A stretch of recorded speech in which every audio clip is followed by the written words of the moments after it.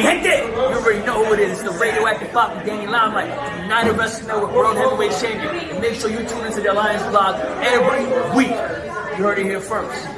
Straight from Poppy. They want NWA? Let's give them NWA. Who are those guys? And then there's the other guys. We're the other guys. We're the guys nobody ever bets on. The following program is intended for mature audiences. Ladies and gentlemen, welcome to the show. It's time for the Other Alliance Guys podcast with your hosts, Tim, Dave, and Jeremy. What it is, what it was, what it could be. Hey, I'm in the middle. We are the Other Alliance Guys, a presentation of alliance-wrestling.com, your number one source for news and information for the National Wrestling Alliance, the United Wrestling Network, and various independents around the world. My name is Tim. I go by the Alliance Gold, and I am joined by my brothers in pod. This gentleman here on, let me think now. It's my left. I guess it's my left on the screen. I'm kind of mirrored. He's the bad grandpa. He's the good grandpa. How are you doing, Jeremy? Championship Wrestling from Jeremy. Doing pretty good. Minus some teeth, but I'm here. Yeah, same. Yeah.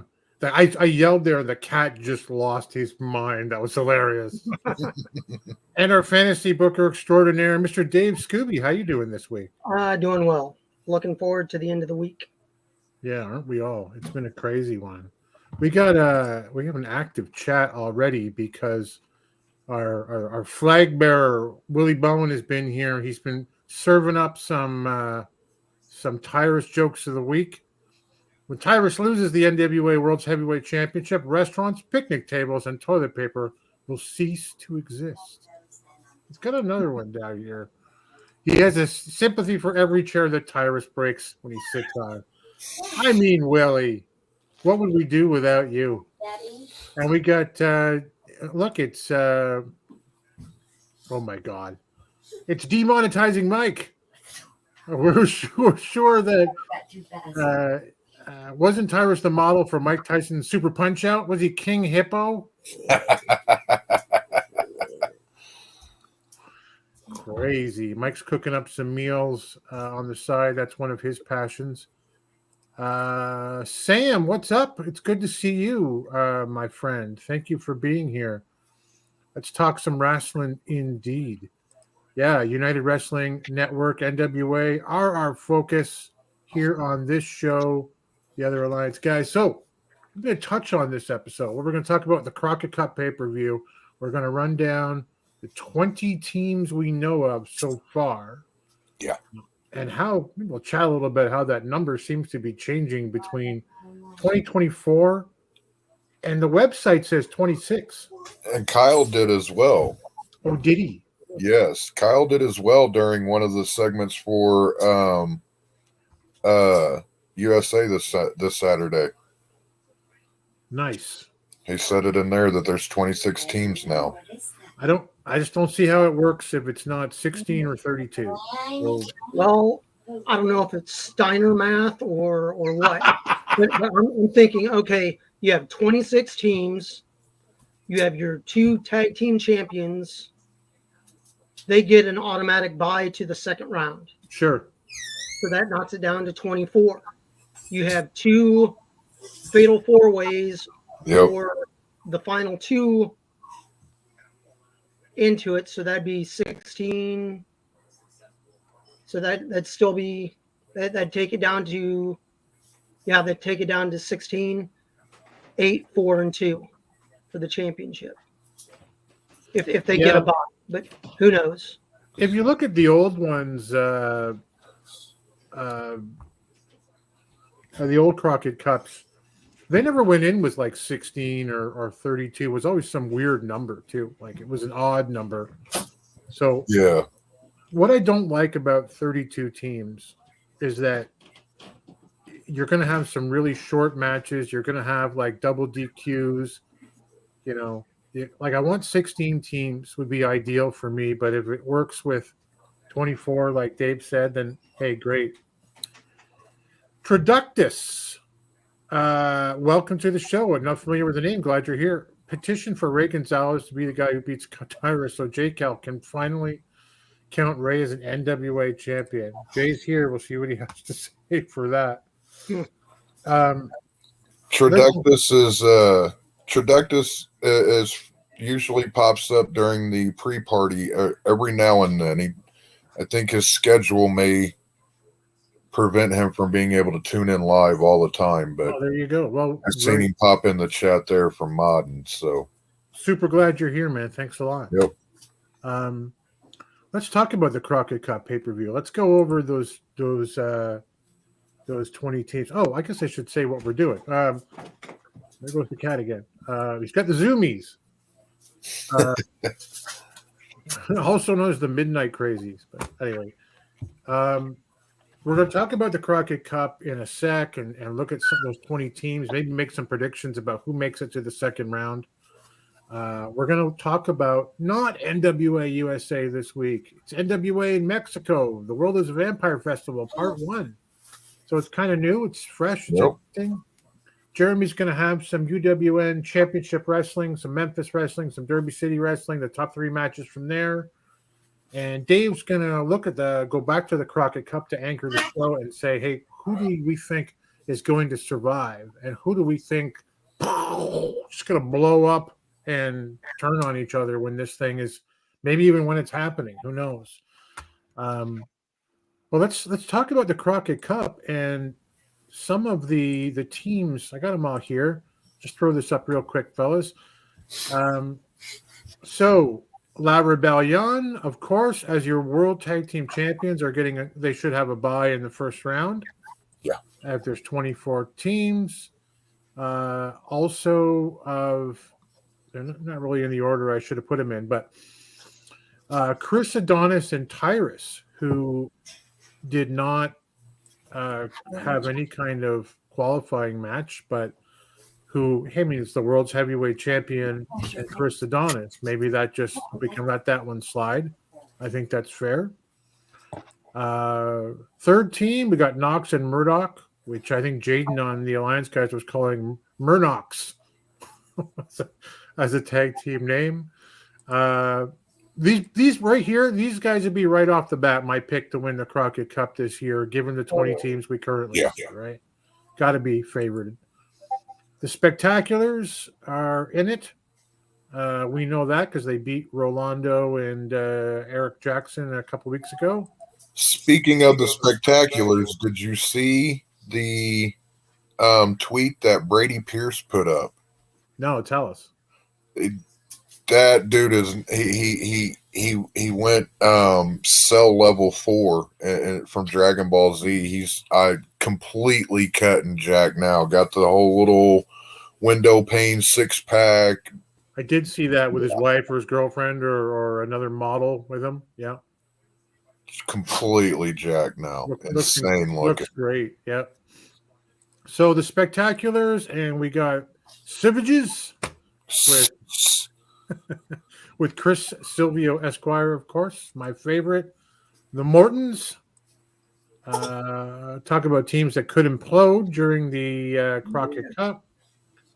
The Heat Seekers. I'm super excited to see the Heat Seekers back. Yeah, they are former NWA World Tag Team Champions. So good. Very happy to have them back, guys. TNT, a really interesting entry. These are the sons of Devon Dudley. Yes. From the Dudley Boys. I have to look them up because I have not yet seen them in action. So I'm excited for that. A couple of teams from AAA, which I'm glad to see some outside representation. We got Toxin and Arez. We've seen Arez, and we'll talk about him this past week. And sorry, Jer. We got Yabo and Ruffo. I do not understand this team and why they're in the Crockett Cup. We got BFT with Aaron Stevens, Doom 2.0. A Cut Above, pretty cool tag team name for two pretty excellent wrestlers your television champion, your world television champion, Tom Latimer, and the professional Rhett Titus. Yep. Scion and Jordan Clearwater, which they did have a name. Wasn't it Golden? I don't know. I don't remember. Yeah, I don't remember either. But they did have a name for a little while when they were tagging a while ago. Here's sort of a pop-up one. Good to see Flip Gordon back, tagging at this time with Fodder. Flip Gordon, remind me. I think he was in the last Crockett Cup. Was he not? Yep. I know he faced Aldous shortly thereafter. And he was, Aldous had kind of taken him under his wing. He showed a lot of potential. I like the guy. Maybe we'll get to see more out of Fodder than, face licks and Singapore Canes. Yeah. Or Psycho Canes. Yeah. Yeah, you remember him, Dave, back in the Crockett Cup? Who did he tag with? Yes, I do. And I mean, he can go, and he's just over the 200-pound mark. Yeah. So if they don't go tag, hey, throw him in against Kerry. Make Kerry keep that belt and earn it. Yep. Right. Yeah, 100%. Almost done here. I got 3 more to go. Kratodenson is what I'm calling it. You know what? There were a lot of names coming up in the chat the other day for a tag team for these two, which I do hope survive the Crockett Cup. I think they could get a lot out of each other. Yeah. One of the Alliance guys came up with the Gods of War. I think that's perfect. I like that. I like that a lot. Magnum Muscle, of course, Dak Draper and Big Strong Mims. And then finally, just on the list, last but not least, Maxi Impaler with Judias and Father James Mitchell in their corner. The first non-binary entrant into a Crockett Cup in Crockett Cup history. And I see a lot of comments already, but I'll go to those and then maybe we'll talk together about who do we think is going to go. If we were picking, I mean, there's 20 teams right now. There's room for more to come later. Maybe we could pick 10 that we can go through and see. Do these guys go to the second round? Well, let's look at the comments. Willie's picks for the Crockett Cup are Magnum Muscle, Kratos and Odinson, and Blake Bulletproof Troop, and Jack Stain for the win. Right. The Savages for the win. That's a good pick. I think you're right. Introductus says, yeah, Jeremy, his schedule is weird. Yeah. Yeah, and sports betting on pro wrestling anything, but if it were, he'd be betting my non-existent house on the Heat Seekers. Yeah, I mean, what a great team they are, and I hope they get to stick around after the Crockett Cup for sure. Mm-hmm. Jay doesn't like the Murnoch's name. Here we go. Willie says Tyrus and Chris Adonis won't be a great team. If I were picking right now, I'd have to pick them to go to the finals, just because it's tough to have the world's heavyweight champion and a working legend, if I can use that term lightly, with Chris Adonis, in the ring. Jay wrote about TNT on the site today. I did see the link, but I've had a busy day at the dentist. More tomorrow. And I haven't had a chance to look, but alliance-wrestling.com for all of your NWA news. Mike says, looks like now in the last match, Fodder is just starting to look psycho with his facial expressions. Yeah. Yeah, you're right. Yeah. Jay says Flip was not at Crockett Cup 2022. Okay. All right. Well, it's been a while, so he was with Bandito in 2019. Okay. I am not one of those wrestling historians who can go, the year and the team and all that stuff. Not really. Traductus, I predict Kerry turns on his dad because Kerry has been a heel in every promotion outside the NWA. Don't really trust him. Yep. He's so good at it, too, guys. So damn good at it. Yeah. Kerry in GCW, Kerry in Mexico, even. was kind of you can see him starting to edge over into heel territory. Well, right there at the end of the match, he flips the bird. That's right. You know, there you go. Second rounders. Let's go through it now and shout out in the chat if you think we're crazy or not. Dave and Jeremy, La Rebellion, pass the first round. Yeah, I agree. Adonis and Tyrus, we got to say yeah, right? Yeah. I don't want to, but yeah. It would be kind of cool if they imploded, and I don't want to get ahead of myself and ruin anything Dave might be talking about later. But in the first round, it didn't make it and set something. That's up. my hope, honestly. Yeah. Knox and Murdoch, second rounders. Yeah. Okay. What about the Spectaculars? Nope. Yeah, nope. I agree. Dave, no way. Is there a way to do this where we can? Let me just see here. Or it doesn't have to cover everything? I guess not. All right. Savages, second rounders? I'm on the fence about them. I'm not sure. Okay. Dave? I'd like to see them go. They have to move forward. If not, they shouldn't really be a team. Right. Yeah. I'm going to say yes. The wrestling, sticky gun to my head, I would say yes. They're going to the second round. First round or second round? The Mortons. What do you guys think? They're going to make it out of the first round? I think so. Yeah. If they do make it out of the first round, second round is going to be something wonky, and it's going to cause a rift. Yep. Yeah. That's what I'm thinking too. What about TNT? We know very little about them. I personally think, they're a young team, but because of pedigree, they should push them. But it's on the up and up, or it's by dirty tactics. They're a second generation, so push them. I think so too. I'm going to say they're out in the first, but look, I'm always wrong. I'm wrong more often than not. The Heat Seekers, I say second round, baby. Same. Toxin and Arez. Look, I figure just for fairness, there has to be a AAA team that goes to the second round. And I don't know anything about AAA, so I'll pick these guys to make it through. Yeah, I can get behind that. All right. Here come the Clowns. Bring in the Clowns. Here we go. The Clowns make it out of the Clowns make it out of the first round. If I had my way, the Clowns wouldn't fucking be there. Dave, what do you think? Well, it depends on who they're facing. If they end up facing the Mortons, Yabo already has a win over Ricky, so it's payback time. And I think this is just one of those things of Mr. Corgan has a thing for clowns.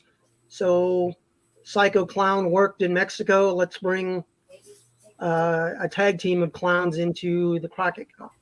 Who knows? Yeah.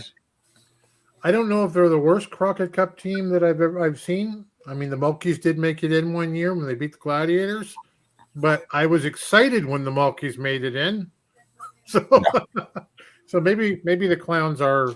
I'm just not interested. BFT, first rounders, second rounders. No. I think they get screwed somehow.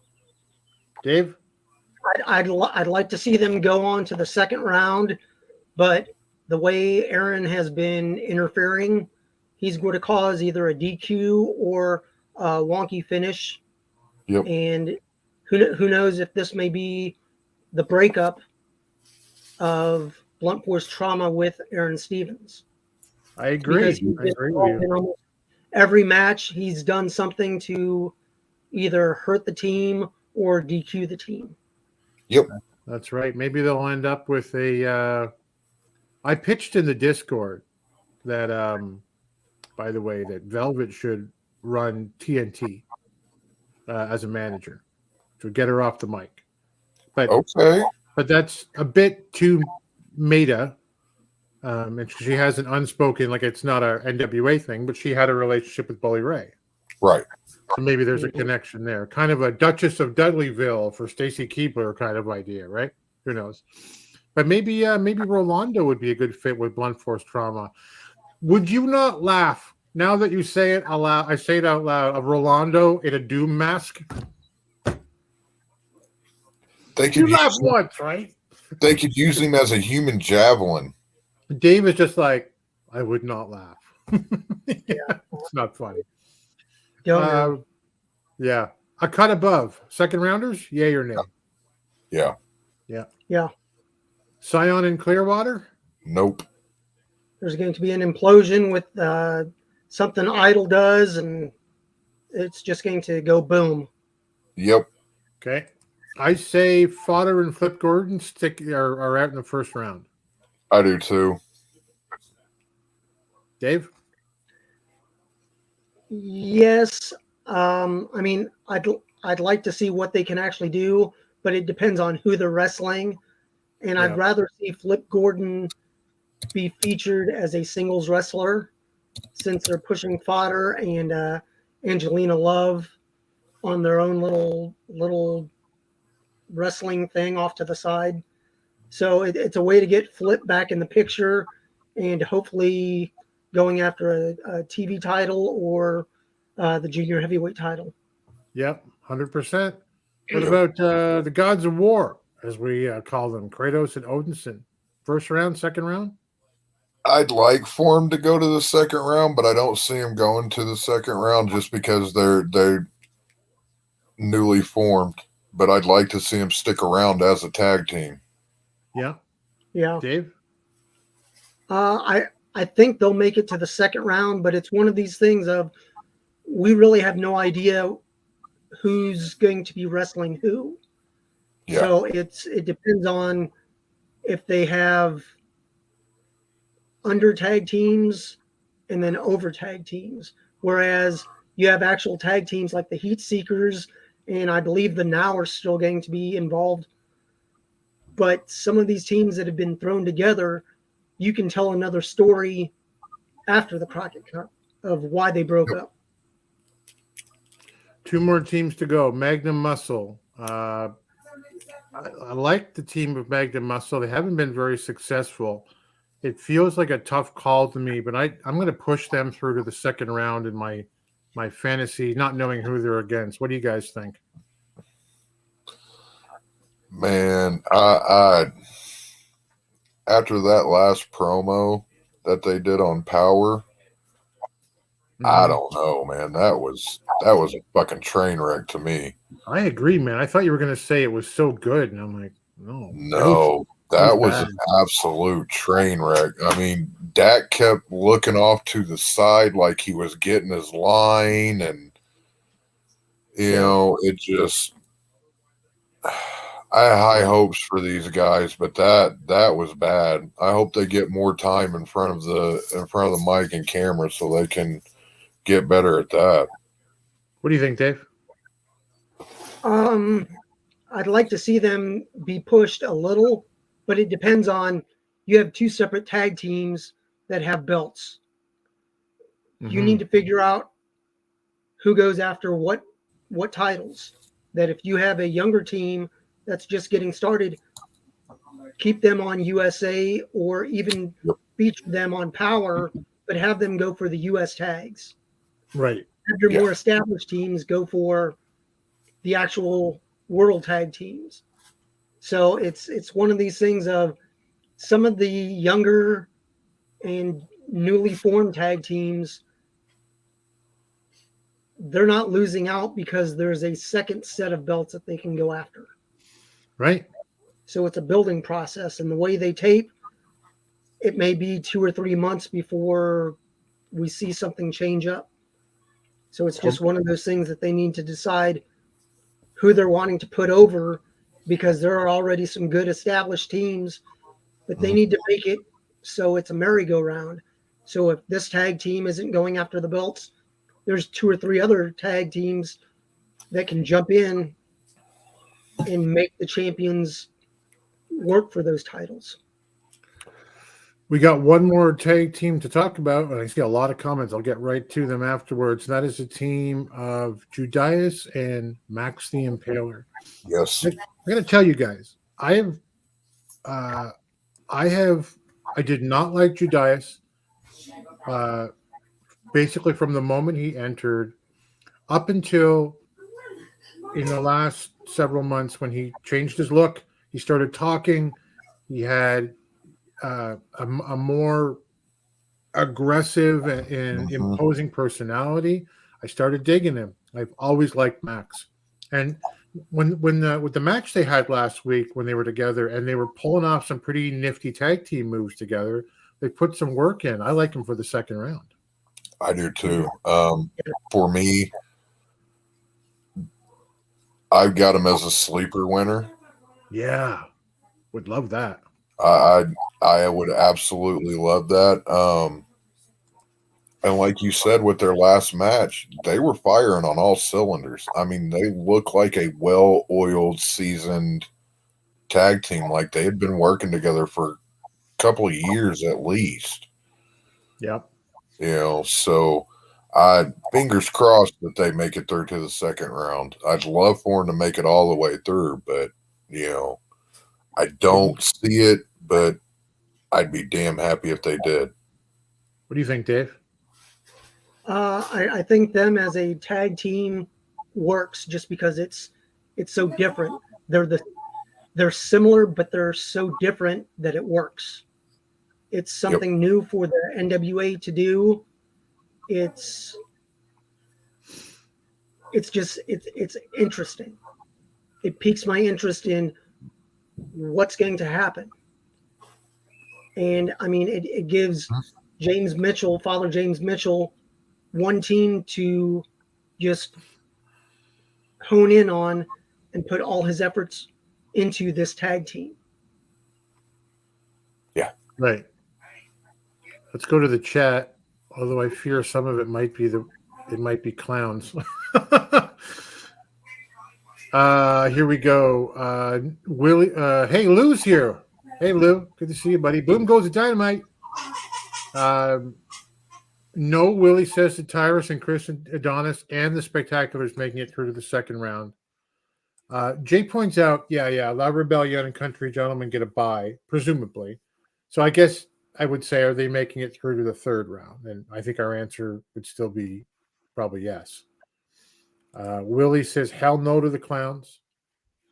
Mandy says, why not David Arquette as Bozo? Hey, Hey, now. I saw that. I saw that comment. I wouldn't be upset if David Arquette showed up with a tag team partner, honestly. He's just what a redemption story. If you guys haven't seen the You Cannot Kill David Arquette. You Cannot Kill David Arquette is Great a fun documentary. Yeah. Yeah. Willie does not like Angelino Glove. I'm not putting that up.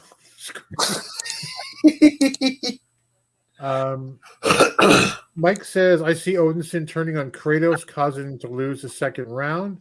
100% could see that. Yeah. Also, Mag Muscles first round loss. Don't see them giving a challenge to or beating teams like Trooper Dane or even the Heat Seekers. He adds that for the Heat Seekers, I love them losing first round again like last time, then poofing, not being seen anymore on NWA TV. No, I want him to stick. Yeah, I want him to stick around so bad. Judas, Willie said, should have had Gags a Gimp as a tag team partner. Well, there's still a few spots left. And I suspect that we'll see Sal and Gags in the tournament, regardless of their loss. Mike says, as far as an intergender team, I like it. It was done well and it worked. Nothing insulting intelligence. But again, I don't see any more than a third round match. I'll leave it at that. Yeah. Yeah. I mean, it's funny because I legitimately don't really think about Judas and Max as an intergender team. You know, Max being non-binary, and I'm not trying to be PC. I am PC by nature, but I'm just saying, like, I look at Max as a legit threat on both sides of the male and female matches that they participate in. So it's not out there for me. Let me see here. Hey, smile, Dave, Mike says. And I'd love to see Arquette in a tag match as a surprise entrant. Doesn't have to win, just have a teammate. Yeah, man, Yep. why not? Why not? Have him come in there. Have him come in there and get completely obliterated. As no sooner than the bell rings. You know, it doesn't have to. It doesn't even have to last a minute. You know, Yeah. but I think it'd be fun. You know, who would you put in there with David Arquette as a partner? RJ City. RJ City. Wow. Pretty Peter Avalon's who he trained. Well, he trained with both RJ and Pretty Peter Avalon, but Pretty Peter Avalon would be a good tag partner for him. As a goof, have him bring in fucking Marco Stunt. And you definitely know it'd be an instant squash. Those are great choices. You know, it just something. Willie says David Schwimmer.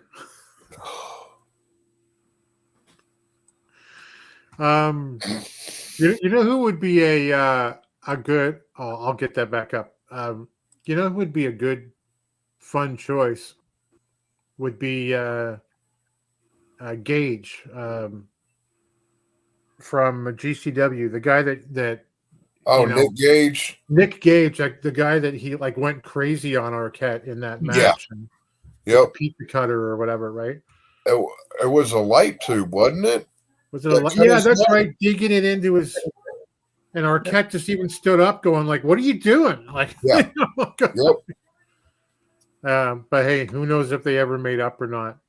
Traductus says, "Don't underestimate the Clowns. Matt Bourne as Doink was good and a force, and the wrestler Psycho Clown unmasked Dr. Wagner Jr.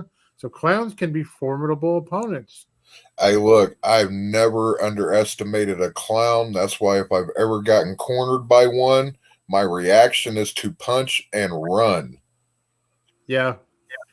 As far as the Clowns go, with all the politeness that I know he holds in his heart, off is the way that Jeremy would like that idea to fuck right now. Yeah, completely. That is the general direction he would like. All the way. Yeah. Here's the thing: as long as the weight classes match, to me it's believable. That's my opinion. Sure, absolutely on intergender wrestling, but also just straight up for me in regular wrestling, right? Media says Arquette would garner more eyes on NWA and more pay-per-view rewatching. Mandy says would be great to have Arquette back. His last appearance was with Josephus in a hair match. Right, good memory. Crazy. I don't remember these things at all. That's awesome. Put Arquette in with Aaron Stevens. The Thespians. That'd be awesome. Man, there's some good some good ideas here. Clowns belong in the circus or WWE, says Willie. Clowns belong 6 feet under fucking ground. Yep. Max is a modern day Vader. Let's go, says the boss. Yep. And Arquette did appear in the NWA. That is true. So a precedent has been set already. Yeah. Although there is nothing wrong with Bozo or Ronald McDonald.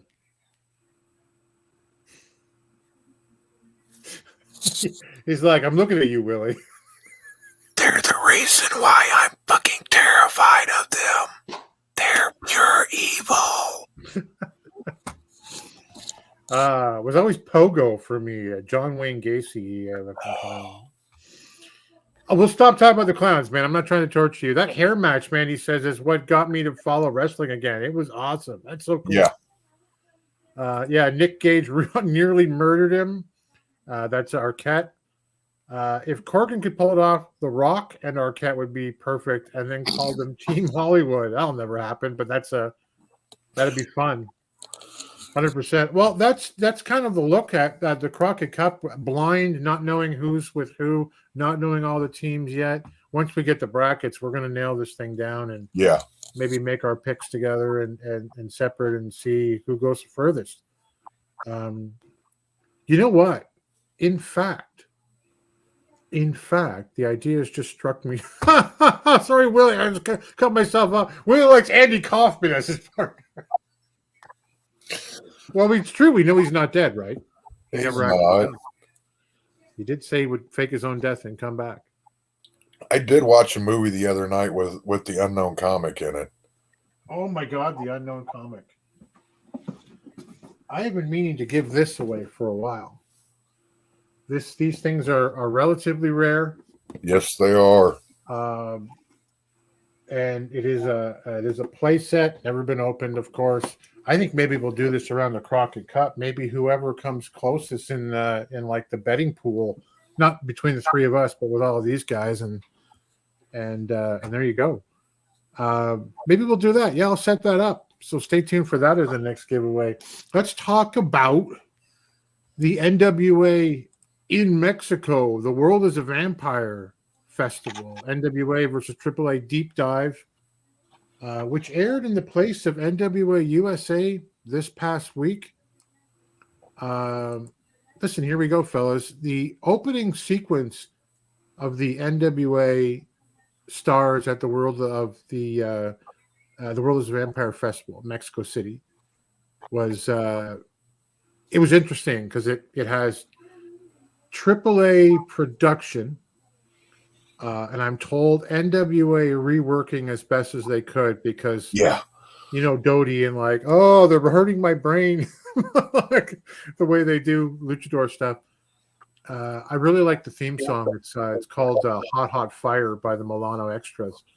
But it was very cool seeing those kind of crane or drone shots that they might like had with Camille walking to the ring and just that massive crowd that Jay was at. It was very cool. Kyle Davis, though, tells us right off the bat, viewer discretion's advised. Mm-hmm. And that's interesting. He's never said that before. Just wants us to know that it's different in Mexico. And I believe the reason he probably says this, guys, is because there will be an intergender match where it's every person for themselves. Men and women can be in the ring at the same time and hurt each other. So I think that's probably why. But it's a nice big speedway. Jay was saying the other night, like in a soccer pitch. Nice outdoor ring setup. One thing I noticed off the bat, the NWA has got to do this. Dave, tell me about this because you're into this shit. I know. The digital media right there on the apron, on the side of the apron with all of their advertising and stuff going. What did you think of that right off the bat? I thought it was good. I mean, it's something that's timely. You can, if it can be changed. I've done it when I've been in nightclubs. We have scrolling ribbon, and you can update it within 30 seconds. Type something in, push change. If it's set up, it goes. You can have. We have countdown clocks that we use for New Year's Eve. We have updated scores for any sporting events. They need to have something, whether it be on the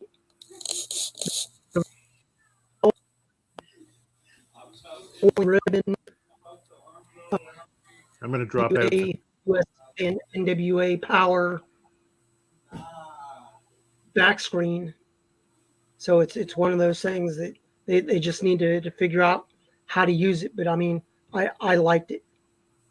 Yeah, me too. And I could see it in the studio environment too. Like, with if this were 2 months ago, like you could have advertisement, the Crockett Cup, right? And have face teams come up there or whatever sponsor that they might bring on. That was pretty great.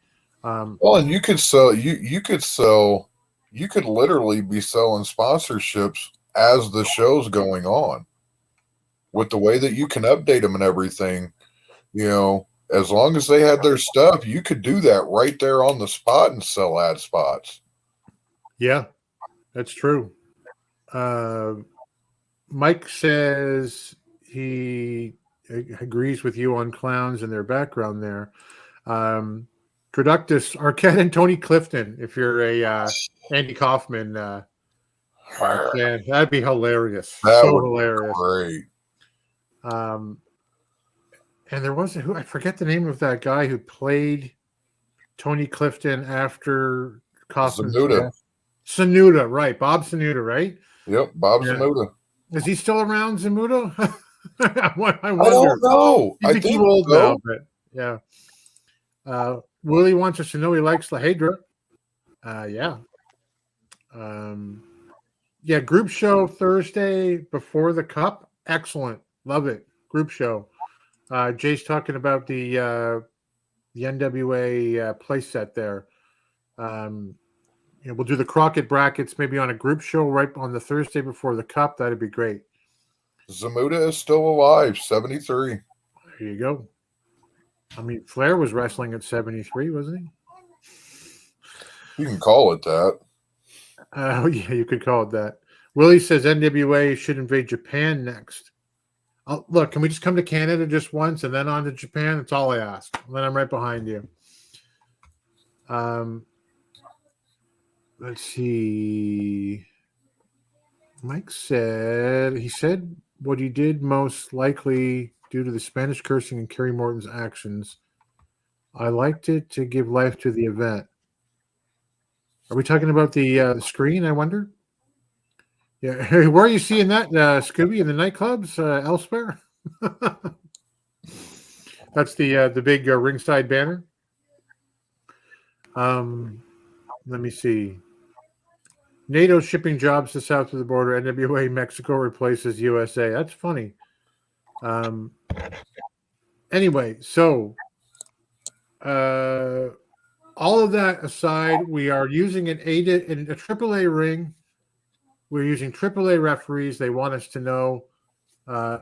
Jay's saying Kerry is coming to Canada. Yes, he's coming to Port Hope. Very interesting town, about 2.5 hours from me. Thankfully, I am married to a beautiful woman who loves long road trips and has become an NWA fan. So we'll go see that for sure. Look forward to that. Yeah, I mean, they say it's AAA rules, it's AAA referees. It was part of the deal coming down here, but to their credit, they never complained. Hey, the ref didn't get that right. We got screwed. At least so far, right? Yeah. So we start off very quickly. Homicide and Scion in a tag team match versus Commander and Octagon Jr. The audio, I assumed at this point, what had been dubbed again afterwards because it sounded pretty clear, probably out of necessity. So Commander ends up walking the ropes in this thing. It was incredible. He just walks right out there, kind of scoots down and throws his arms out to the side, and just incredible balance. And Homicide kind of responds by blowing snot rockets out at the crowd. It was very on brand for both of them. Very. Homicide starts a thing with arm bars and holds. Commander flips and rolls his way out of them, one after the other. Ends up getting the bird for his troubles. Commander continues to wrestle his way out of holds. He tags in Octagon Jr. There's a yay boo spot for for both of them in there. Homicide ends up taking in Scion, who finally breathes life, despite as much fun as it might sound me telling you. It was a bit of a snooze fest up to this point. There wasn't a lot of action. Yeah. Mm-hmm. Scion finally breathed some life into this. There's a mud hole stomping. There's a snap suplex that was really solid as he goes to work. He lets Octagon Jr. tag in Commander. Does a little bit better than Octagon had done with this nice swinging head scissors spot. And listen, I'm not a luchador. I haven't watched a lot of Mexican wrestling. It's phenomenal, and I love it. Just not exposed to it up here. So if I'm getting any of these terms wrong, please let me know. there's a quick tag back to Octagon, but Homicide is in, and he goes after Octagon Jr.'s mask. As we all know, that's a big no-no. Scion ends up taking control for much of this. He's targeting the back of the luchadors and a nice story to, how to slow them down. That's what's being told here. There's some great spots for me. There's the tope suicida, and there's the plancha. There's a split-legged moonsault on top of Homicide. There's a pop-up Koji cutter, which looked really cool. Homicide hit the Three Amigos, which, I mean, if there's ever a time you're going to hit the Three Amigos, now's it. Scion gets rocked by Octagon's double knee spot. In the end, there is you guys know Mexican wrestling. It is so fast-paced that it's very difficult, if you're not going to stop it 20 times while you're watching it, to write everything down. There is a 450 splash by Octagon Jr. onto Scion for the win, and AAA goes up 1-0. Dave, what did you think of this first match for AAA versus NWA? I thought it was a good match. It was just the pairing of Scion and Homicide just seemed strange, but I'm wondering if it was due to the fact that Homicide speaks Spanish and can help communicate with the other wrestlers. But I did notice as Scion came out, he wasn't carrying the national title at all. Ah. So I don't know if that was a foreshadowing, but it's one of those things, storyline-wise, there was never a mention of it. That's really interesting. They must have known when it was going to air. And did you like the match overall? I did like the match. Lucha Libre is something that it's not that you either like or don't like. You have to grow to appreciate it. Mm-hmm. It's one of these things that a lot of the moves aren't believable, but you still have to just sort of suspend your belief and just enjoy the action. Yeah. I agree. There's always a few moves in North American style where I go, the Canadian Destroyer. All right, I'll just play along. But yeah, you really have to do that. It's almost like the excitement for me of the move in Lucha Libre, makes it worth it. That suspension of belief, just the speed and the grace and the athleticism makes me go, sure. Jeremy, what'd you think of the match overall? I wrote down I couldn't even, I'm not even going to pretend that I could keep up with everything that went on in this match. It was very fast, a lot of moving parts going on, almost the entire match. It all made sense. I liked that there wasn't, any powders outside or anything like that for no reason. There was one spot where Commander missed the lockup for the swinging head scissors, and Scion assisted in getting his ankles back up on his shoulders. That kind of threw me off for a little bit. But then I popped whenever Scion put Commander in that surfboard and then transitioned it into that face buster. That was pretty. I really liked that. That looked brutal. Commander took it face first, didn't look like he turned his head or anything. What happened to the ref's hand? Did his not light at on the first strike, and he lost the bet? Stray dog bite it off. He owed somebody. I was caught up on that a lot because it looks like he's missing those 2 digits.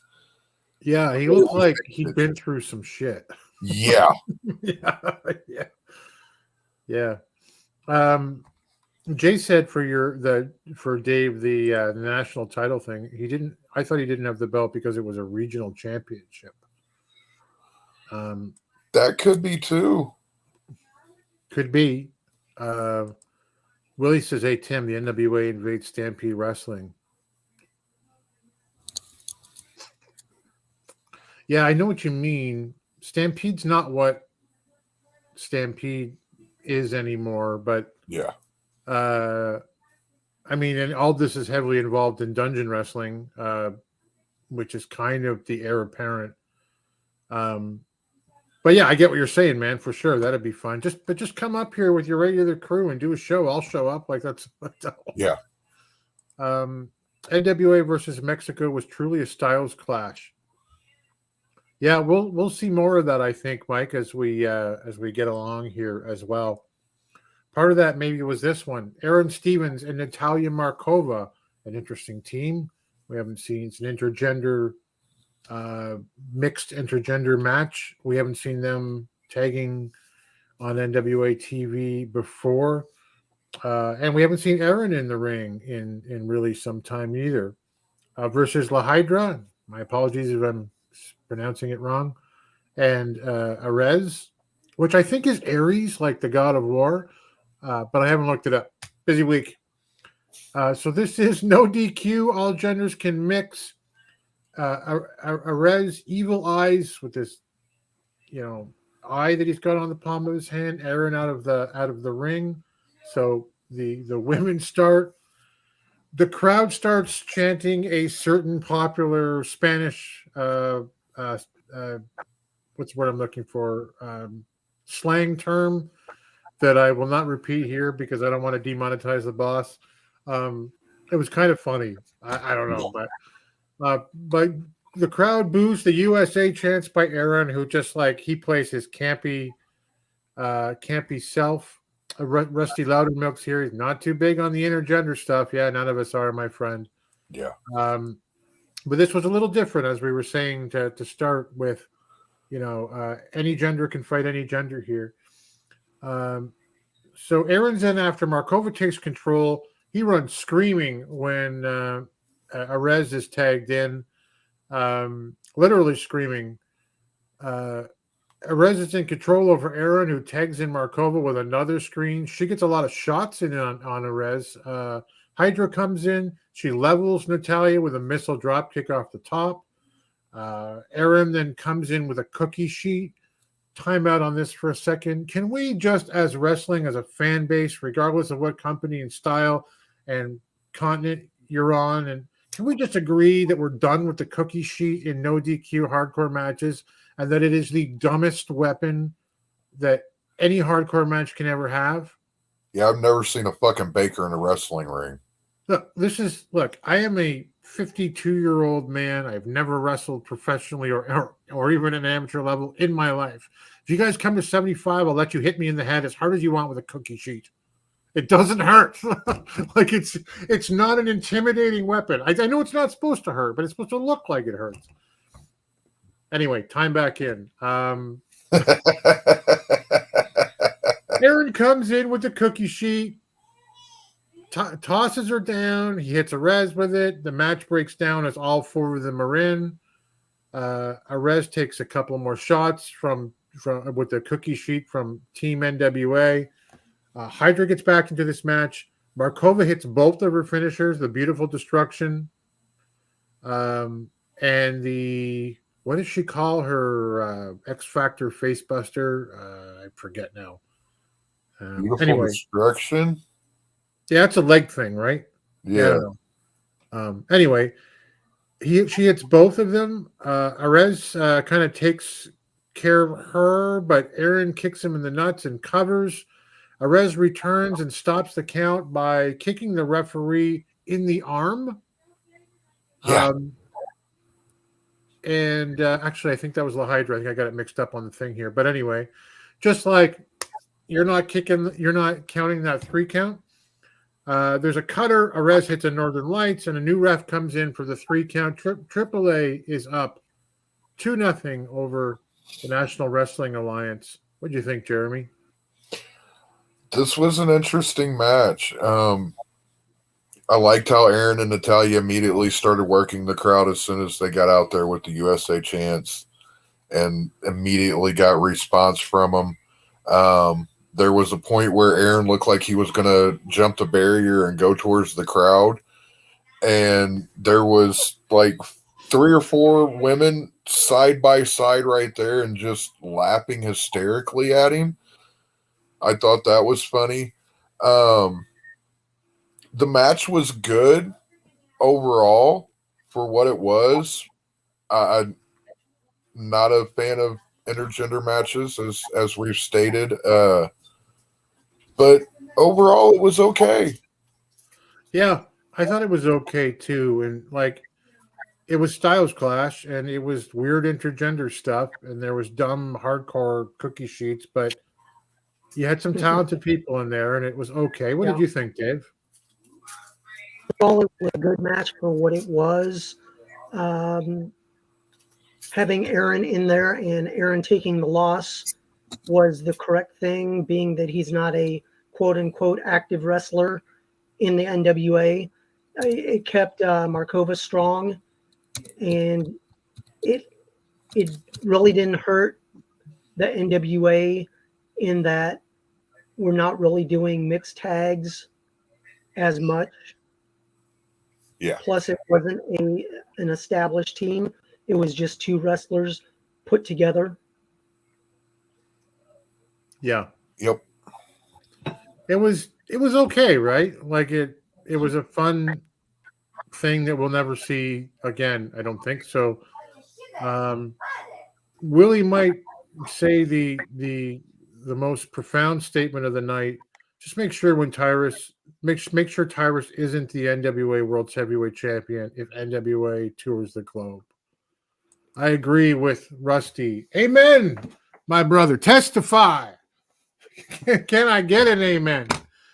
And Rusty, man, I'm with you. I'm tired of a table on every show too. Just let it go. And later on, we'll watch Trevor Murdoch and Psycho Clown, and with I'm gonna go like this: a table, yeah, or whatever the barricade thing was that was clearly made out of like the cheapest, thinnest material. Like it didn't. We'll get to it anyway. Steve G is here. Hello, Steve. Welcome. Nice to see you. Where are we? I don't know what this means, Willie. I don't know what that means. Kind of like it, unless it means something that, is a little more than perhaps it appears on the surface, but I like that. That's the most doctored vanilla milkshake I've ever seen, just saying. Now, this one surprised me as something that I liked, boys. Sal the Pal versus Jack Cartwheel, who I knew nothing about. I started this match going, what the hell name is Jack Cartwheel? Like, this guy's getting pinned. I've never heard of this guy before. Versus Kerry Morton. I believe this is an NWA World Junior title match. Kerry's playing heel here. He's bucking his hips. I'm so glad that the camera cuts off here so that none of you had to see that. But he's thrusting his hips forward and backwards in a repeating motion. Jack Cartwheel, turns out to be a pretty athletic dude. He's got a sort of a 619 in this match. There's some good all-around 3-man action to start. It's Cartwheel Renaro. It's Morton Cartwheel after Sal is tossed. Morton tries a figure 4. Renaro covers them both. I thought that was a cool spot. Nice figure 4 in the middle of the ring. And there's Sal. He's trying to pin his Cartwheel. He gets kicked off. He's trying to pin Kerry. It was pretty cool. And Sal got like some cheers here that he doesn't normally see. There is a superplex powerbomb combo by Kerry. So, one man trying to deliver a superplex and the whole crew ends up getting powerbombed off the top. There's a spot with all 3 exchanging shots. Cartwheel does, and I didn't go and check the number of rotations. I didn't look to see if I was 100%. It was a space flying tiger drop. That's what it looked like to me. I haven't seen one of those things in years. He does the space flying tiger drop. Someone's going to go, Tim. It wasn't the space flying tiger drop. If it wasn't, it was pretty damn close. He nearly kills himself doing this. So kudos to you, Jack Cartwheel. All the stops got pulled out on this one at the end. They're all in. Kerry does the strut, kind of the Jeff Jarrett, Ric Flair, insert name of your favorite arrogant wrestler here. He ends up getting German for it. Sal nearly has the win at one point to the point where you kind of sit up and go, is Sal actually going to pull something out here? Cartwheel hits a twisting senton on Sal, but he eats the kiss it goodbye and the showstopper. What did you think about this one, Jeremy? I really enjoyed this match for a three-way dance. This was my match of the show.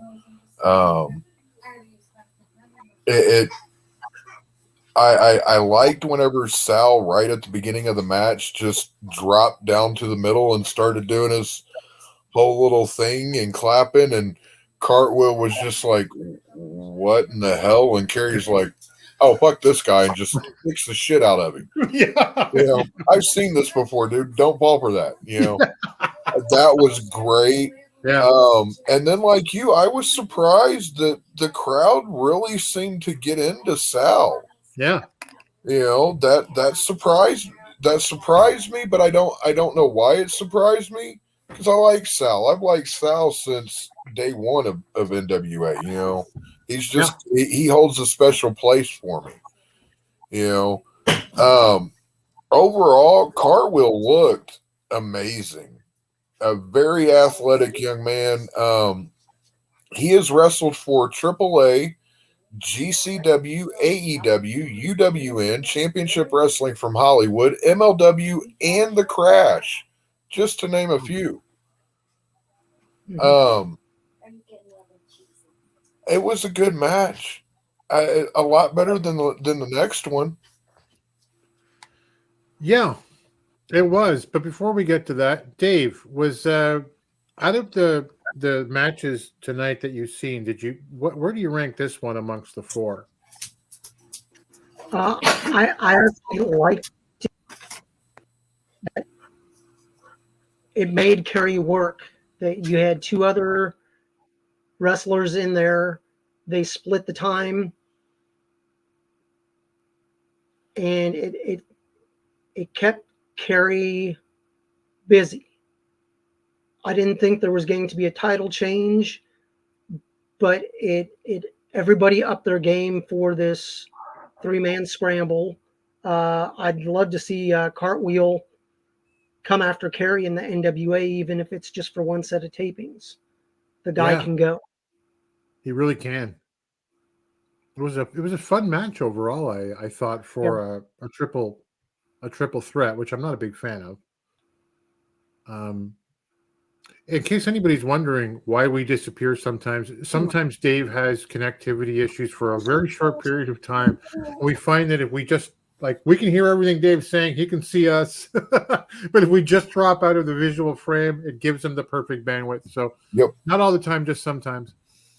Where are we here? Yeah. Hey, listen, back in the chat. NWA even had a table in a no tables match recently. Yeah, I remember. Bully Ray DQing himself in a no tables match by using a table. Willie likes Natalia. Steve G asks, who takes the belt off Tyrus? Willie jokingly says Billy Corgan. But seriously, Steve, Tom Latimer, Odinson, or Chris Adonis? Yeah.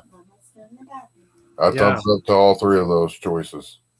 Yeah, except I'll take Odinson off that list from you guys, but yeah. Sal, the boss says, J. Cal says, Sal is so over with the Mexican audience. Cartwheel's been everywhere, man. Yeah. I got to pay more attention because I really liked him. The final match for this, which, by the way, the AAA is I wanted to add one thing in this, and I don't know if this is a luchador thing. Maybe you guys can tell me who are fans of Lucha Libre. nobody really sells in this particular match that we just saw. You know, we have seen some very serious high impact moves. It doesn't look like it did much to anybody. Yep. That so was that the was thing I noticed throughout the show as well. yeah. So maybe that's a Lucha Libre thing. I don't know. Let us know in the chat and you're familiar. This last one, I have to admit, I did not make too many notes for. You had Trevor Murdoch, your former two-time World Heavyweight Champion, against Psycho Clown in a no DQ match for reasons unexplained. Yeah, the reason that I didn't make too many notes about this was because it was kind of all over the place. It was kind of a mess, for lack of a better term, and I ended up just going, I don't really know what there is to write here. They're in and out of the ring. There's cookie sheets again. It's all nonsense. The end of this thing, I'll just cut to the chase. Psycho Clown pins your former two-time World Heavyweight Champion.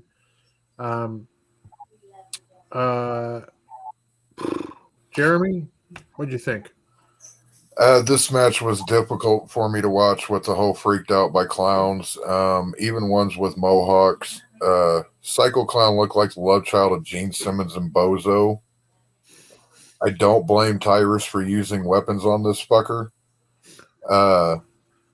Trevor ended up speared through a stage piece, I think is what they called it. Oh, that's right. That's what I meant to mention. Go ahead.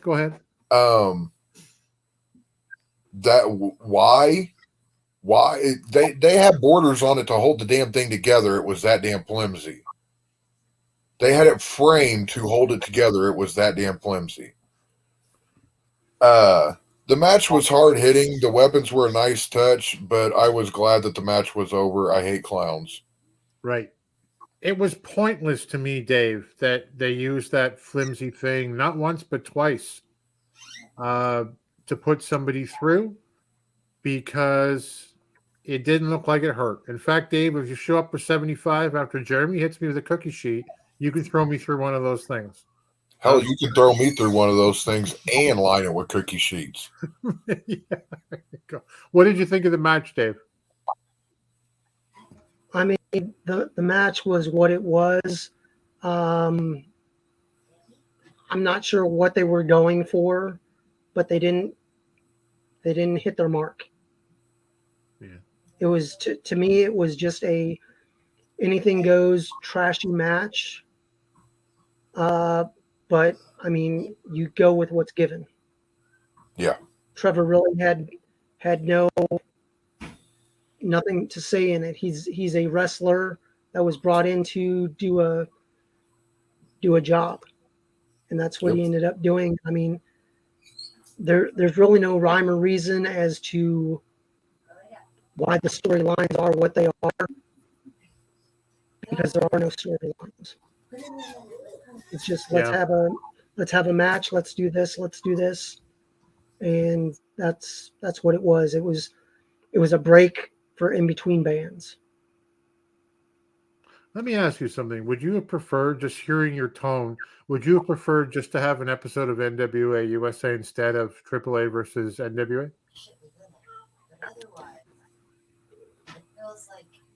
I think I would have. That if it's going to be something special like this, put out the matches individually. Make it a highlight on the NWA channel. Hey, we were out on tour with the Smashing Pumpkins. Here's a couple matches. And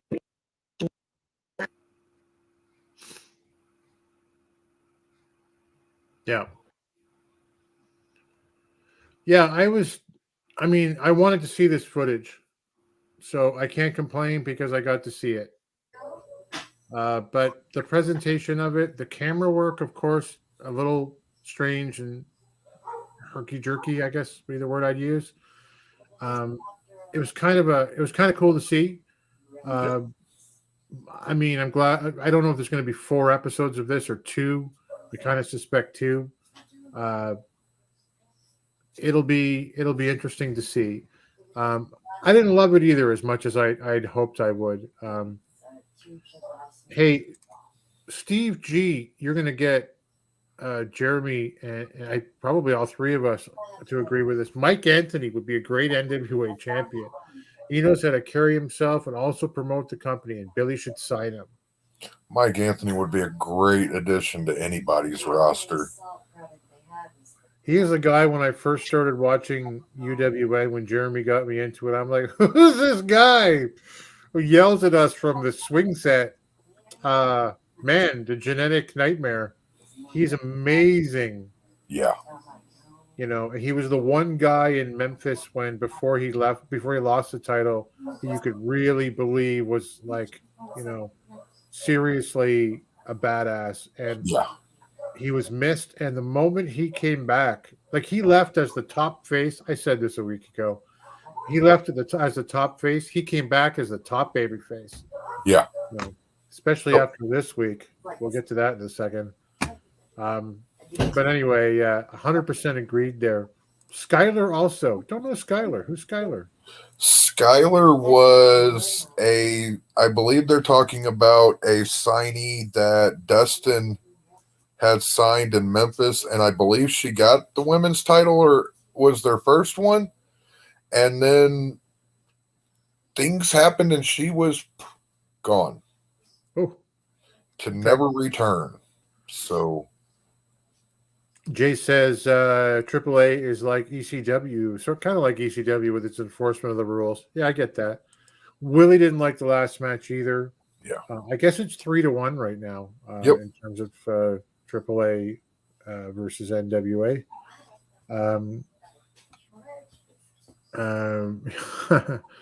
What is this? Oh, two episodes. You got 1 episode per 1 taping. Rusty says, I'm in a wheelchair and that cookie sheet wouldn't hurt me. No, it wouldn't. And obviously, you know, it shouldn't, but it ought to look like it should. You know? Yeah. And I'm done with that kind of crapola. As my father used to say. Mike Anthony, I want Mike Anthony to go to the NWA because WWE and AEW wouldn't use him correctly. He'd get lost there, I think. Yep. And a lot of the other talent. So that was the NWA in Mexico, the World is a Vampire Festival Part 1. It was what it was, and it was interesting, and we hope to see more. And here to tell us now, as we kind of shift gears, about the top 3 matches from the United Wrestling Network, one of our favorite, companies, promotions. It's Championship Wrestling from Jeremy. I need all of you to stop what you're doing and listen. United we stand. The following is a presentation of the United Wrestling Network. It's time for Championship Wrestling from Jeremy. There you go. What's up, buddy? Oh, not much. Here to deliver you my 3 highlights of the week from UWN and Memphis Wrestling. We're going to start off this week with Memphis Wrestling's moment of the week because the match that I was going to comment on, I don't want to now. So instead, I'm going to talk about Jerry Lynn and Austin Lane. Fair.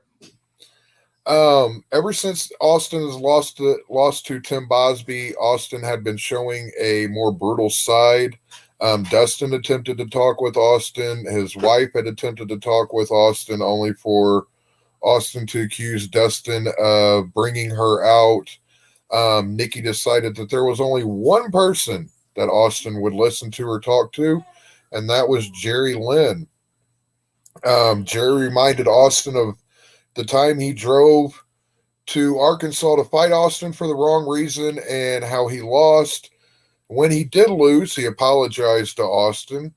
Jerry showed pictures of his and Austin's family together on vacation in the recording studio and in the ring, and points out how Austin had a smile on his face every time. Jerry tells Austin that all he had to do is go and apologize to those that he had done wrong. Jerry and Austin give a big, firm embrace hug, and Jerry raised Austin's arm, and then as they stood there, arms raised in the air, buddy, buddy, Nikki Lane comes up behind Jerry Lynn and gives him the low blow to the family jewels. Austin then gets Jerry in the ring while screaming, "I'm smiling now." Once in the ring, Austin locks in the guillotine chokehold until the refs come out and break it up. This is a side of Lane that Memphis is unfamiliar with, and it will be interesting to see what's to come. Hopefully we'll get to see Jerry Lynn versus Austin Lane in the very near future. Fingers crossed. I don't know anything, but I'm hoping that this is what it leads to down the road. There will be a kendo stick match with Mike Anthony and Aaron Roberts coming up, I believe.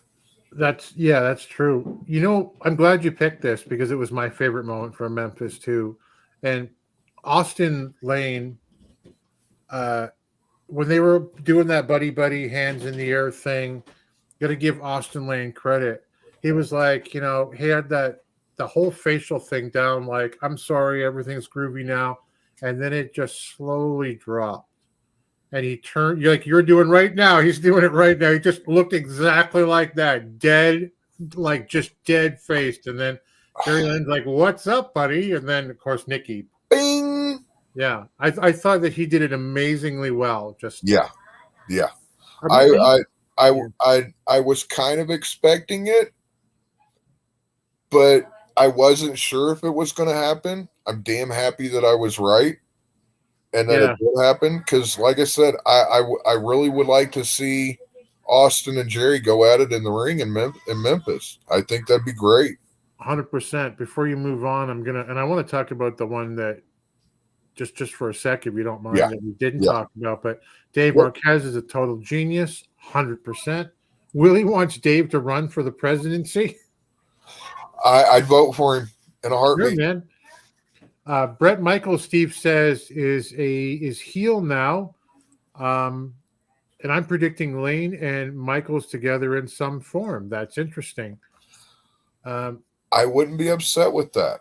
No, why not? Let's talk about the one we didn't want to talk about as your moment of one of the moments of the week, because it just seemed to me like the moment there was a 3 count in the ring. All of the energy in the Wrestle Center just went right out of the Master of Fat Jitsu, and they're done with him. Yep. He was no longer a contender for me.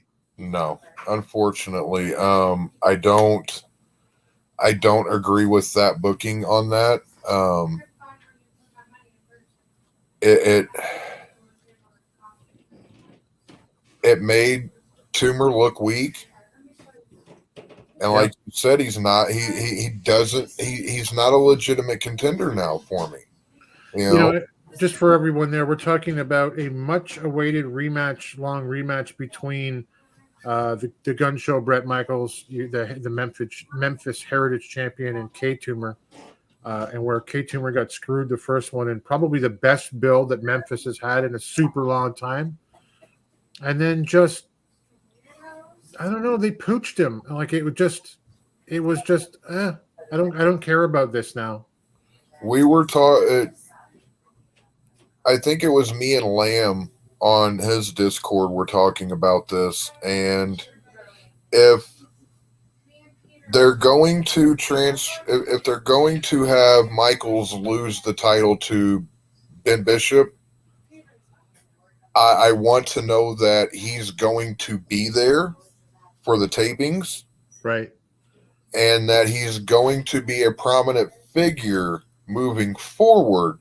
Thus far, he's been very sporadic. I don't know if that's due to his outside obligations or what, but if they are going that route, then I want him to be there more often, or to get it and then just be used as a transitional champion, so that way Michaels didn't have to lose to Toomer and Bishop can lose to him instead. Right. Hey, Willie says, how about Brett Michaels versus Big Swole? Down the road anyway, for sure. Yeah. Willie says K-Toomer can beat Tyrus.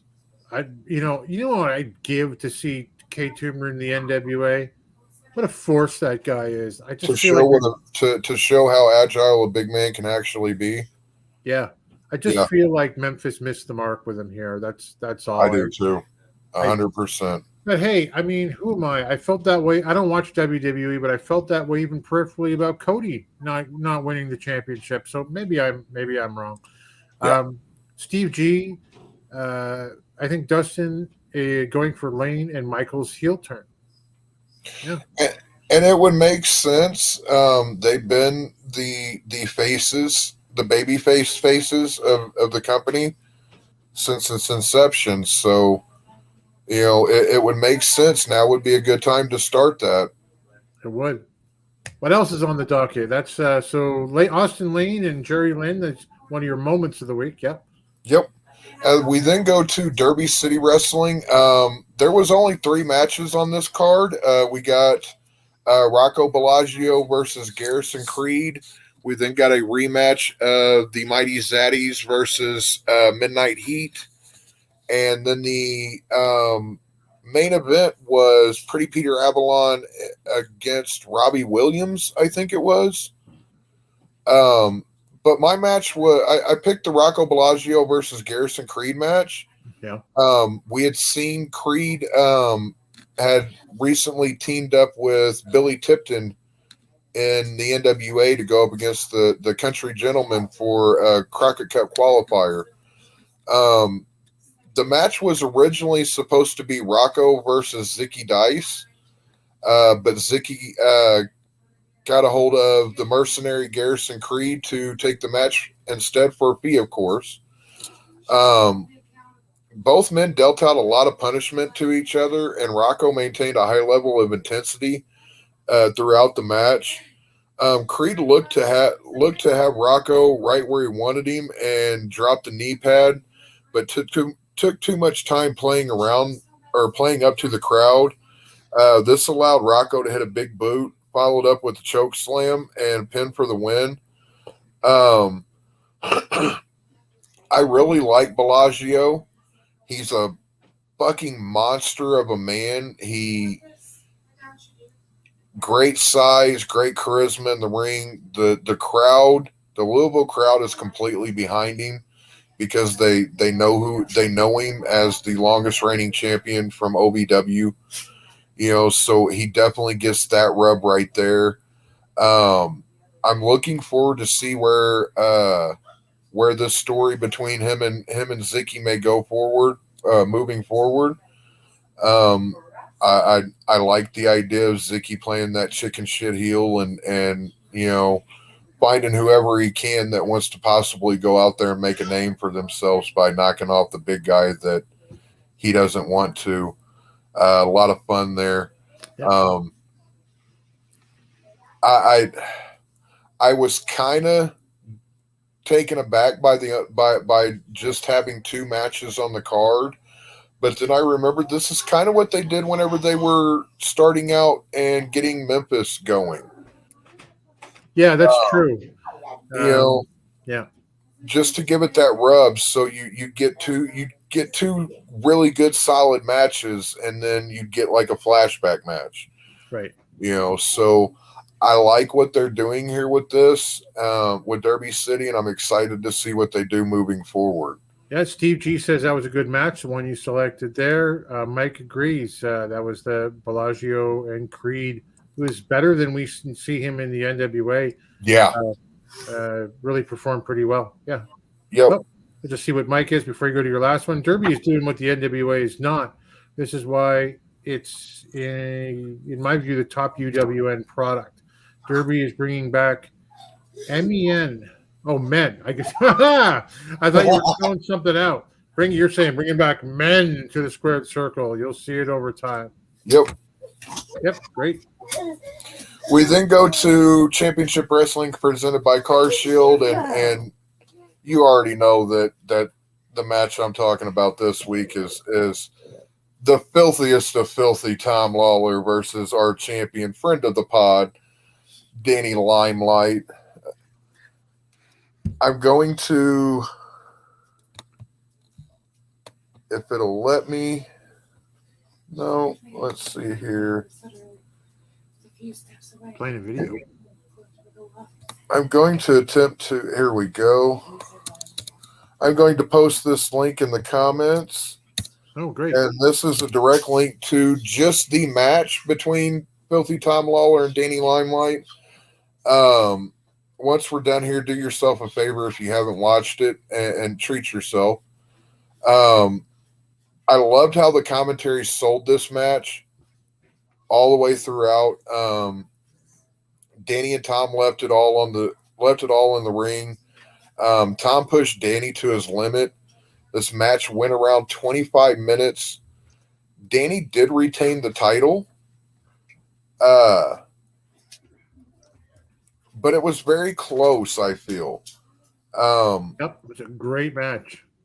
Jordan came out at the end and congratulated Danny, while also telling Danny that he's going to take the title back when he beats Danny in a lumberjack match coming up. Go watch this. This roughly 25 minutes of action, and just from bell to bell, hard hitting. These two threw everything that they had at each other and then some. I got to agree. As a guy who only watches NWA and UWA, a match of the year candidate has to be in the conversation as the year goes on. Over both promotions. 100%. You know what I loved about this, Jeremy, was like it was just a little build up. This is why Dave Marquez is a genius. You know, hey, like 2 weeks ago or whatever, it was like, here's Filthy Tom Lawler. They both had the jerseys on, right? Team Lawler, Limelight's on Team Lawler. You talked about it where Limelight was like, you know, you're the man. You took me on the road. You taught me so much. And then like nose to nose, but I'm the big dog here. This is my house. I'm the captain of this team, right? Yep. And that's the only reason they're doing this. And then, like, there was no, I have to hit you with a chair to make this thing interesting. Just two amazing athletes who are having the matchup. Like, but even the little stuff. I'm so excited even just talking about this match. It was like the UWN announcer. I really like Adnan. I think his name is. Yes, Adnan Qureshi. Yeah. Just like the introduction in the ring, just those little touches, right? You know, and from wrestling out of Las Vegas, Nevada, weighing in at, you know, Yakety Schmack. He's done this. He's been here. He's Filthy Tom Lawler. And, you know, like the energy that they put into such a short lead up to give you a 25-minute match to take up most of their show was amazing enough that we're talking about spending all the time on it here right now. It was amazing. Oh, I will finish my segment with this. If you're not watching Memphis, Derby City, and Championship Wrestling presented by Car Shield, you're an asshole. No more just like, may the flies of 1,000 camels infest your armpit. You're like, you're just an asshole. Let's go to the chat. Limelight made Filthy Tom look good. Oh, you already put that. I'm so sorry. Wish that Danny Limelight was in the NWA. Danny Limelight versus Kerry Morton for sure, man. Love the bodega. Love Limelight. Big difference. Roman makes no opponent look good besides Jay. Oh, I guess you're Uso. But Limelight makes all opponents look good. Even made Zicky Dice look good. Yeah. I don't know. I think Roman elevates people, but I mean, hey, I don't know. I don't watch WWE. You'll have a better perspective than I do. Mike says, "Sorry, I want Lawler to win." Well, spoiler alert. Yeah, you hit the winning 3-point field goal in basketball, Steve G. There you go. So that's a swish. Steve G bringing the UWN facts here. Thank you, Jeremy. That's awesome. It was is a different week for the UWN, as we say, kind of different stuff going on. But yeah, it was exciting with that particular Lawler and Limelight match for sure. Click the link that Jeremy's put there, guys. Just watch it. Spend 25 minutes on your lunch hour tomorrow and just watch that match. It's worth it. Yep. It's time now to anchor our show with Dave Scooby, our resident fantasy booker. And he's got another question around the Crockett Cup in a Crockett Cup in a segment we like to call I Respect You, Booker Man.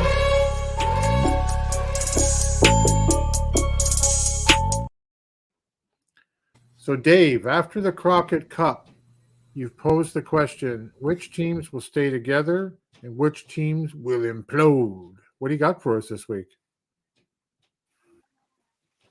Oh, is Dave frozen? Well, there you are. Okay, go ahead. Okay.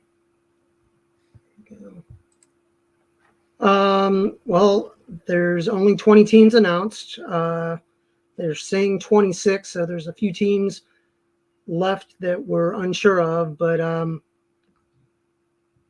few thrown together teams that possibly could stay together. I say keep Judias and Max together just because they're so different. They both have size. Give them a shot at the U.S. titles first and build them up. Right. The Country Gentlemen need some real teams, and the only way you get real teams is to let them work their magic. Just get them in the ring. They already look like they work well together. They have Father James Mitchell, who does the talking for the team. Yep.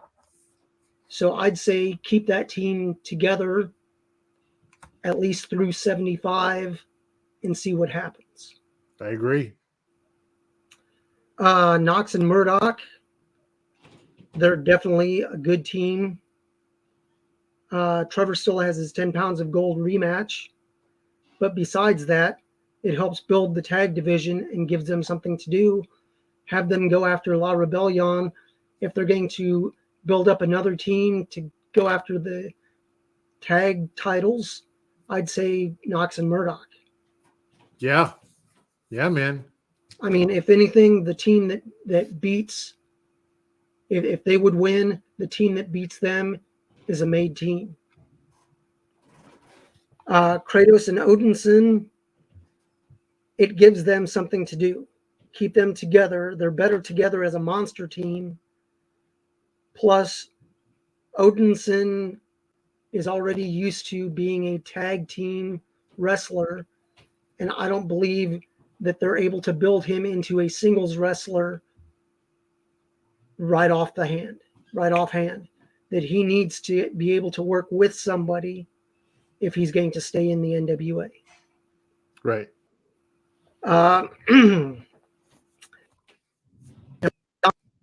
Not what they're planning on doing, but Adonis, in my eyes, needs a second chance at the 10 pounds of gold to either build Tyrus as a true champion or to take the belt and be a transitional champion until somebody takes the belt.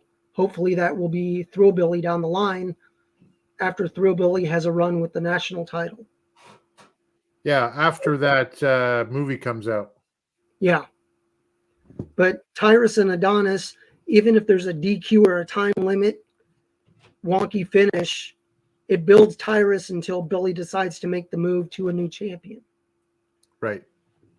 Now, Scion and Clearwater, they're not doing anything by themselves, so you can either keep them together or break them up, being that Austin Idol is having a quote-unquote problem with Scion. So if you keep them together, have them go after the U.S. tag belts to build those belts up. Whether the country gentlemen keep them or not, they need good wrestlers to wrestle against to keep those belts.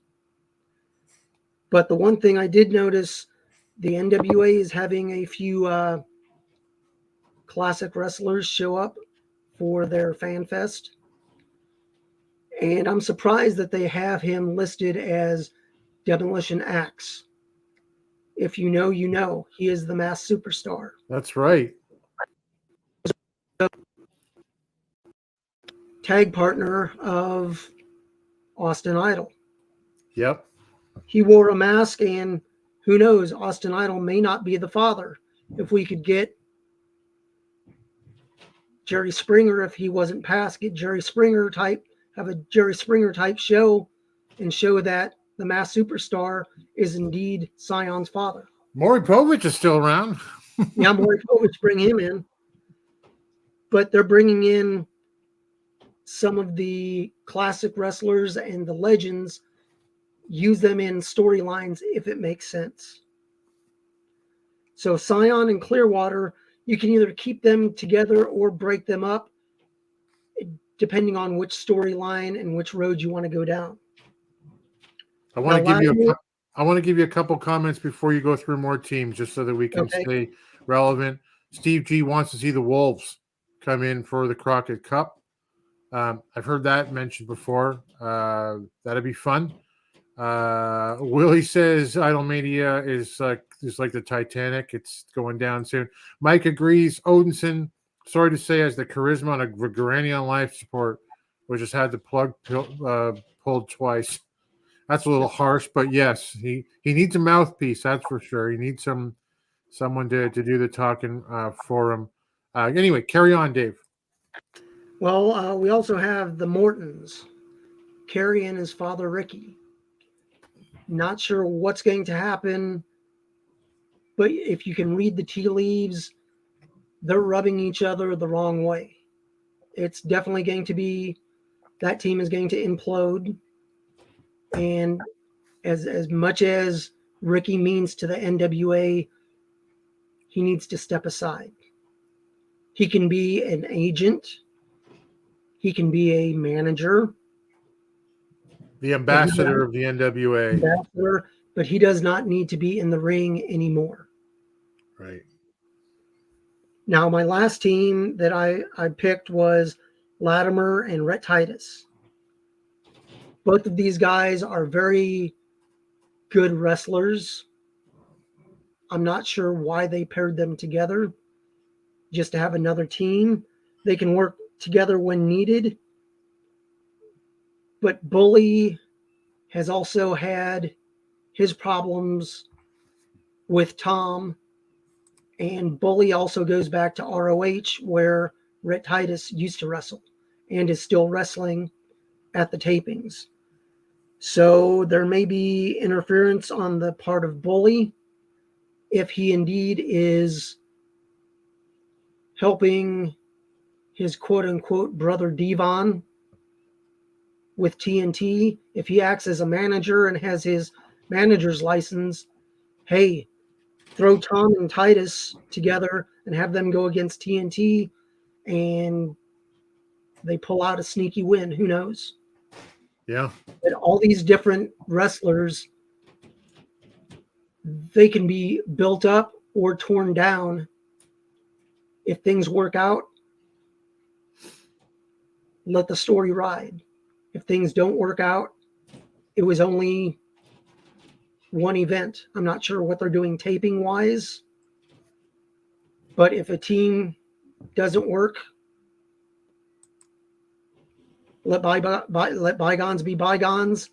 And you can bring up that, hey, they were a team at the 2023 Crockett Cup. Things didn't work out.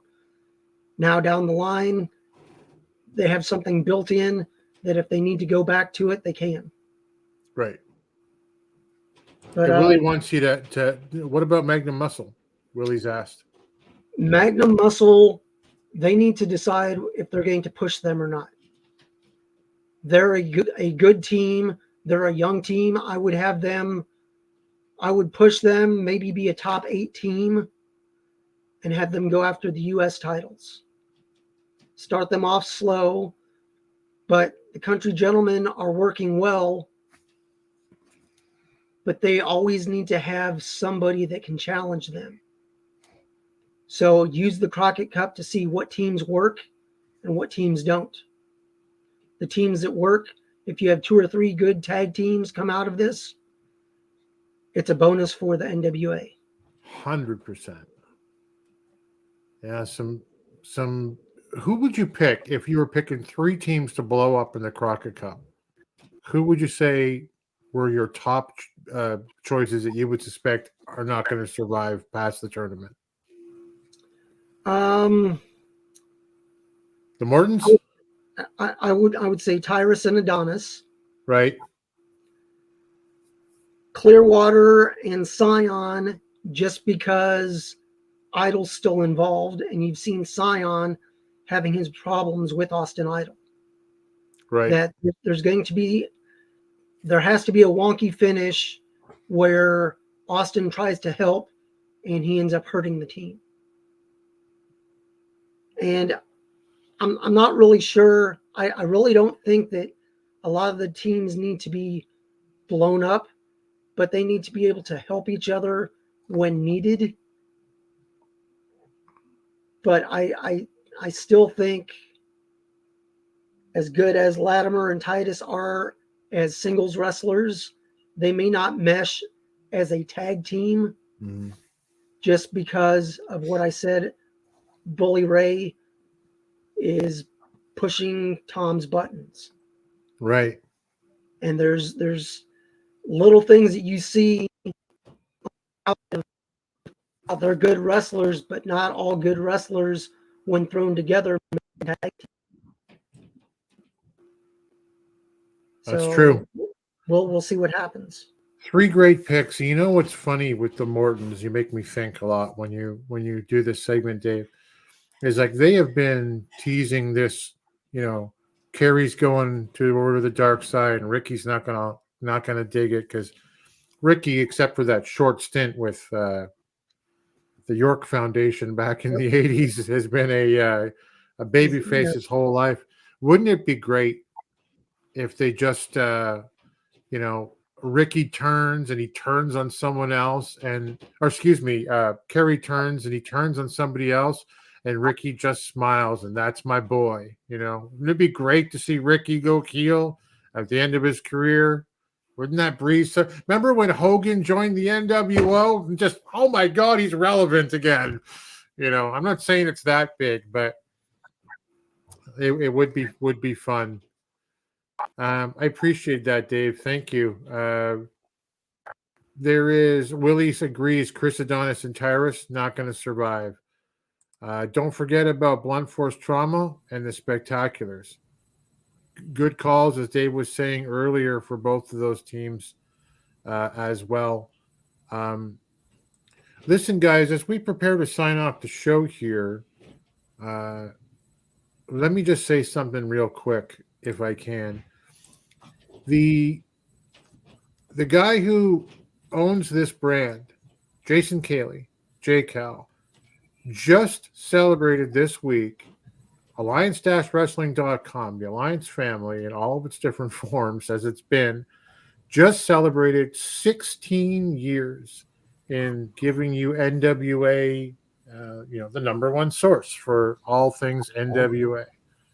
And that is incredible.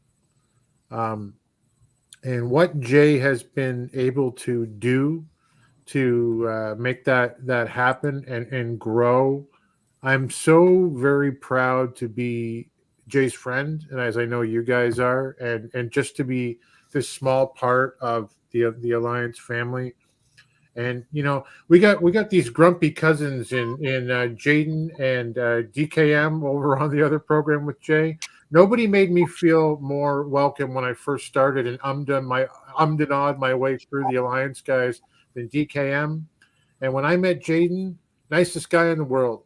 Made sure that Dr. Zirconium, I didn't have to pay for my ticket to get in. to when we went down to Jersey.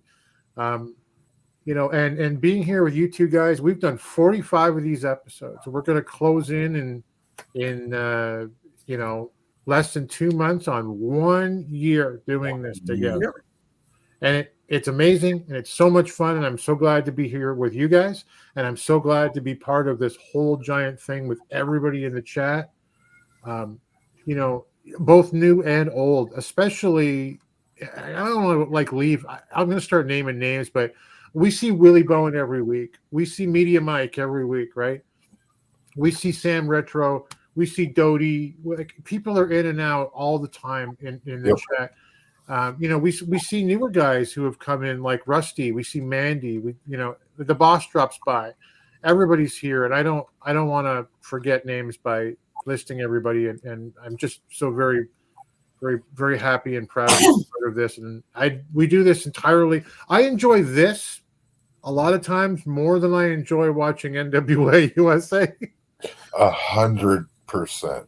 Yeah. So thank you all very much, and I'm looking forward to that giveaway for the Championship Wrestling playset. We're gonna do it around the Crockett Cup. Don't tell my wife. This thing's worth some money. It's got some value. So if you win it, leave it in the box. Just don't let your kids play with it. Don't let kids play with it. Put it on a shelf and forget about it. Mike remembers we're the first one for this, and must be insane. I stuck around for all this. Demonetizing Mike, we love you, brother. Can't wait to see you at 75. Willie, I hope you're there too. Thank you so much. Thank you, all of you guys. Let's talk about the social medias. Where can they find you guys? What about you, Dave? Me at Dave Scooby on Instagram and on Twitter. Okay, Jeremy? You can find me on Twitter at HJWOTS and over on YouTube at youtube.com/@worm5559. Shortly, I will be posting more stuff on there. I'm getting a little bit of cosmetic work done and stuff. So that's on hold for the moment until I get all of that completed. But I will be posting more up on there. Yep, fantastic. I am at the Alliance Gold. I am on all the social media platforms. I'm also thealliancegold.com. If you want to see all the belts in one place, it's growing all the time. Most importantly, our sponsor, our big family, alliance-wrestling.com. The website is incredibly active all the time, being updated every day, multiple times a day by all of the Alliance guys, Lamb's son, and everybody who's involved. Just go and take a look. You'll see it. Yep. Let's see, tomorrow night, the Alliance Guys podcast. Jay's got a guest tomorrow, does he not? Oh, I wish he was still here right now. I'm trying to remember who that is. Yeah, please, Jaco. I sent Jake a couple of deals on hotel staying. Don't we want to stay right there where it's happening? But yeah, 100%. I think we all got to book rooms together and figure that one out. Thank you guys for your time doing the show. I've been enjoying it. We've been enjoying having you here. Thank you so much, Mandy. Tomorrow night, it is J Cal, DKM, and Jaden, the OG Alliance guys, on doing their podcast. They go for a little longer than we do. They'll talk about power. They'll talk about all things NWA, and they'll give you their take on that. And every Tuesday, 5 p.m. Eastern, 2 p.m. Pacific, it's the pre-party, the vanguard of our show, the flag bearer. It's the pre-party before Power with J Cal. That is it for us. Jay, God, I wish I could remember who he's. Oh, the owner of Evolution, Evolve. I come by it honestly. I'm getting old now, guys, and that's it's lost to me now. But take a look on the social medias, and I'm sure Jay will be posting everything within the next day or so. Until next time, guys, we appreciate you. We'll see you at the matches. Thanks for joining the stream. This has been a presentation of Alliance-Wrestling.com. We genuinely appreciate your support. Would you consider subscribing so you'll never miss a future episode? I'd also like to remind you we do a live stream every Tuesday at 5 p.m. before NWA Power. You can find us on social media at The Alliance Blog. And until next time, we are The Alliance.